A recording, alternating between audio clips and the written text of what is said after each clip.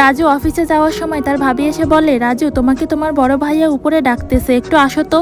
আর এই কথা দূর থেকে রাজুর স্ত্রী শুনে এগিয়ে এসে বলে, কি ব্যাপার, তুমি অফিসে না যেয়ে উপরে কেন যাচ্ছ? তুমি দেখতে পাচ্ছ না বাইরে মেঘ করেছে, একটু পরেই বৃষ্টি নামবে। আর তুমি তো মোটরসাইকেলে করে অফিসে যাও, তুমি তো একদম ভিজে যাবে। তুমি তোমার বড় ভাইয়ের কথা মতো উপরে কেন যাচ্ছ? সে তো গাড়িতে করে অফিসে যায়, তার তো কিছুই হবে না, আর সে তো তোমাকে গাড়িটাও ব্যবহার করতে দেবে না।